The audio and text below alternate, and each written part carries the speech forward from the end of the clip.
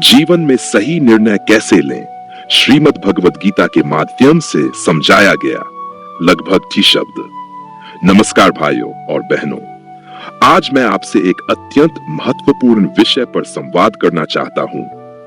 जीवन में सही निर्णय कैसे लें, और इस प्रश्न का उत्तर हम श्री भगवद गीता से प्राप्त करेंगे, जो केवल एक धार्मिक ग्रंथ नहीं बल्कि जीवन जीने की कला है। प्रस्तावना मनुष्य का जीवन निर्णयों की श्रृंखला है। हर दिन हम छोटे बड़े निर्णय लेते हैं। क्या पढ़ें, किससे मित्रता करें, किस करियर को अपनाएं, जीवन साथी कौन हो, कब मौन रहे और कब बोलें। इन निर्णयों का योग ही हमारे भविष्य को रचता है। लेकिन जब रास्ते अनेक हो, जब मन भ्रमित हो, तब निर्णय लेना सबसे कठिन होता है। ऐसे समय में श्री कृष्ण की वाणी जो अर्जुन को युद्ध भूमि में सुनाई गई थी, आज भी हमारे लिए प्रकाशपुंज है। भागवत गीता की भूमिका। जब अर्जुन भी भ्रमित थे, गीता की शुरुआत ही एक निर्णायक क्षण से होती है। अर्जुन, जो कि एक महायोद्धा हैं, युद्ध भूमि में अपने ही संबंधियों, गुरुओं और भाइयों को देखकर मानसिक रूप से टूट जाते हैं। वे अपने गांडीव को नीचे रख देते हैं और कहते हैं, न योसेति गोविंदम, हे गोविंद, मैं युद्ध नहीं करूंगा। ये वही अर्जुन है जिन्होंने अनेक युद्धों में विजय पाई, लेकिन जब निर्णय का सबसे बड़ा क्षण आया, वे विचलित हो गए। यही स्थिति आज हम सबकी भी है। हमें भी जब जीवन के दोराहे पर खड़ा किया जाता है, हम भी अर्जुन की तरह दुविधा में पड़ जाते हैं। गीता हमें क्या सिखाती है निर्णय लेने के लिए? 1. स्वधर्म का पालन करें, धर्म के अनुसार निर्णय। भगवान श्री कृष्ण अर्जुन से कहते हैं, श्रेयान स्वधर्मो विगुण पर धर्मात् स्वनुष्ठितात्, अर्थात अपने धर्म का पालन करना, चाहे वह अपूर्ण ही क्यों न हो, दूसरों के धर्म का पालन करने से श्रेष्ठ है। यह बात हमें सिखाती है कि सही निर्णय वह है जो हमारे कर्तव्य, हमारे संस्कार और अंतःकरण से मेल खाता हो।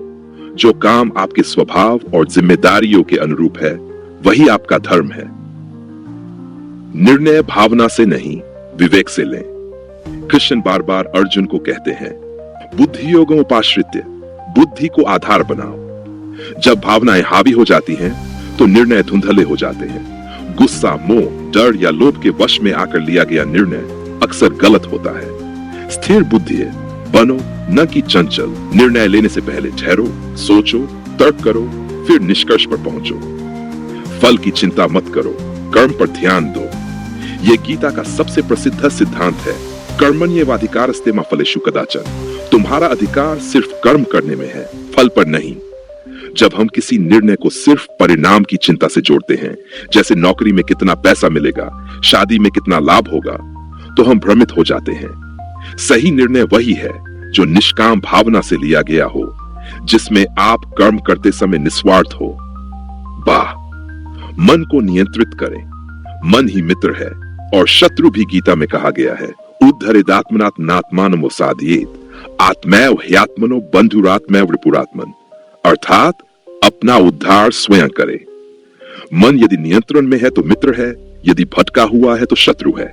निर्णय लेते समय यदि हमारा मन चंचल है, एक दिन कुछ सोचे, दूसरे दिन कुछ और, तो निर्णय कभी स्थायी नहीं होंगे। ध्यान, साधना और आत्मनिरीक्षण से मन को स्थिर करें। 5. साक्षी भाव अपनाएं, स्वयं को देखें। भगवान कहते हैं, ज्ञानी आत्मदर्शी होता है। वह आत्मा को देखता है, न कि केवल शरीर या संसार को। इसका अर्थ है कि निर्णय लेते समय एक साक्षी बन जाएं।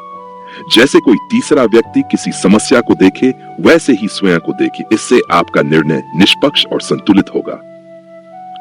कुछ जीवन उपयोगी गीता सूत्र निर्णय प्रक्रिया के लिए।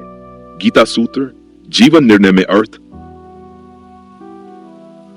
योगस्थ कुरु कर्माणि, मन को स्थिर कर फिर कर्म करो। समत्वं योग उच्यते, निर्णय में संतुलन रखो। न मोह न द्वेष। नन ही जानेन सदृशम पवित्रम यः विद्यते, जान से पवित्र कुछ नहीं, जानो फिर चुनो। एक प्रेरणादायक दृष्टांत मान लीजिए, किसी विद्यार्थी को तय करना है कि वह डॉक्टर बने या इंजीनियर। यदि वह माता पिता के दबाव में या समाज के डर से निर्णय लेता है, तो वह सही नहीं है। उसे पूछना होगा, मेरा स्वभाव क्या है, मुझे किस विषय में आनंद आता है, मेरे कर्मों का उद्देश्य क्या है। यही स्वधर्म का पालन है, यही ज्ञान युक्त निर्णय है। निष्कर्ष: जीवन में निर्णय का योग भाइयों और बहनों, जीवन की हर परीक्षा में श्री कृष्ण हमारे मार्गदर्शक हो सकते हैं यदि हम उनकी गीता को केवल किताब न समझें बल्कि जीवन में उतारें। निर्णय तभी सही होता है जब वह कर्तव्य से जुड़ा हो, लोभ मोह से मुक्त हो, मन और बुद्धि की स्थिरता से लिया गया हो, आत्मा की आवाज से निकला हो। इसलिए जब अगली बार आप जीवन के किसी मोड़ पर खड़े हो तो अर्जुन की तरह प्रश्न करें और श्री कृष्ण की तरह उत्तर पाए, हे केशव मेरा मार्गदर्शन करो, और तब आपको भीतर से एक दिव्य उत्तर मिलेगा, मैं हूं तुम्हारे भीतर ज्ञान, विवेक और धर्म के रूप में। जय श्री कृष्ण।